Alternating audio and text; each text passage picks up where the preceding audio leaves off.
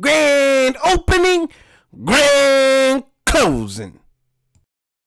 Welcome, my friends, my family, my fellow gamers. Your only friend in these YouTube streets, Puerto77. Is subscription model sustainable? Is that the future? Is the traditional model of making a console, making the games, selling it a la carte obsolete? Everyone has an opinion on that. At least those who are interested in the discussion. And just based on the limited availability of information, data, and facts, there's only so much we can come up with. There's only so much we can determine or even guess at the topic. We have developers, primarily the smaller indie studios, talking about how great and they love it and they're successful. And then we have the big AAA, behemoths that are saying our games will never be on subscription. It's not sustainable. And then you have those in between. But ultimately, without looking at the numbers, as how much does a subscription service make? How much do you have to subtract to provide that revenue to all those games in the service? Then any other subtractions that deals with managing or, maintaining the servers, and then how much you're really left with. We don't have that. But with the recent Insomniac leaks, we do have some, maybe a little bit of information. Now, granted, this is just one case, so it's not the definitive proof, but it's one step closer to us figuring out, is a subscription model, putting games on a subscription service, sustainable? Can it make profit in its endeavor to make AAA games or to provide funding for future AAA development? So it starts with this right here. It starts with Horizon Forbidden West, which came to PS Plus Extra and Premium on February 21st of 2022. Oh, I'm sorry, 2023, actually. This is actually, 23. Apologize for that. Now, the game launched in 2022.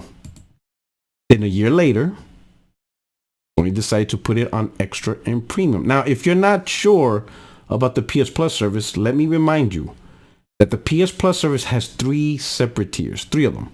The first tier is Essential, which is just the basic tier where you get online, a couple of benefits like cloud storage, and the free monthly games.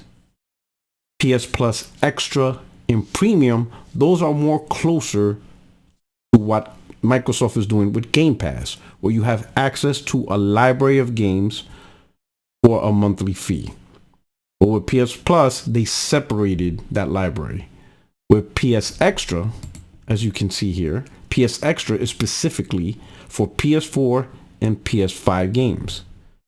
But if you upgrade to Premium, now they add PlayStation 3 games, PlayStation 2 games, PlayStation 1 games, and the cloud, streaming service, all tied to it.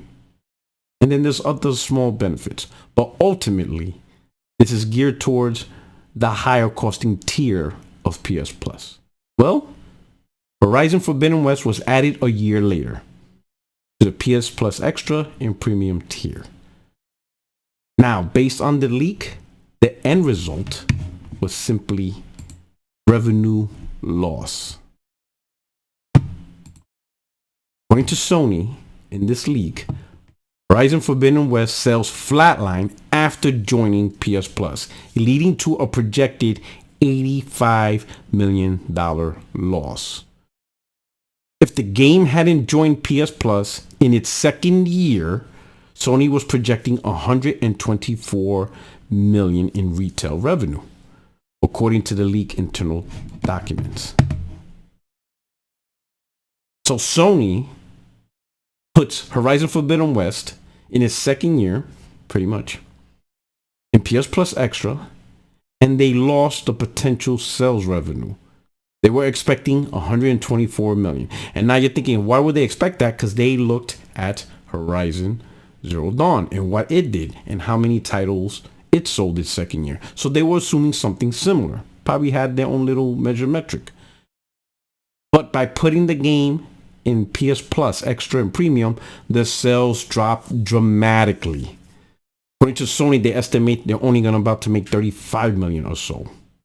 That is a huge drop in revenue.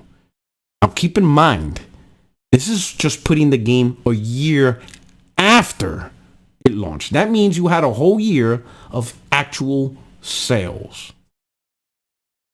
Imagine how much money Horizon Forbidden West would have lost if it was day and date on PS Plus Extra and Premium. Now, this is just one factual case of data that we got, because we don't get all the others. No one tells us the breakdown, but this is the closest we can get. And if it's this challenging for a AAA game to make revenue when it already had a whole year of sales, imagine the challenge if the game was day and date on a subscription service. Now, I'm not going to say this is the final proof, the nail in the coffin, because we need more data. But we have to admit this is the closest to actual numbers that someone can actually say putting a big AAA game on a subscription service did not help it. Because if it did, Sony would have mentioned, instead of saying we lost, 85 million or whatever, we've gained so much more by putting this on a subscription service. So chances are you're not going to see the next wave of big games on a subscription service within a year. Maybe 2 years, they'll start tinkering. They'll probably start tinkering at the 2-year mark and see how that goes. But putting these games 1 year after subscription service, the big ones, Spider-Man 2, God of Wars, any of the Naughty Dog's new IPs, you can forget about that. Because this is just one example. Huge revenue loss. So, we got a little taste, a little bit of information.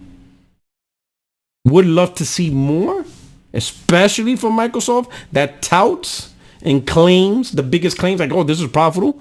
Then break out the numbers. Make your numbers public. Let us see. Show us. Show the industry how fantastic the subscription service is for AAA development. Especially if you're noticing the whole attitude in the gaming community talking about how AAA games ain't sustainable. But I'll leave that for another video for another time. Till then, this is your only friend, is YouTube Street Porter Rock 77. Let me know what you think in the comment section about this data. Looking forward to reading them. I'll see you soon. You guys take care. Peace. Grand opening, grand closing.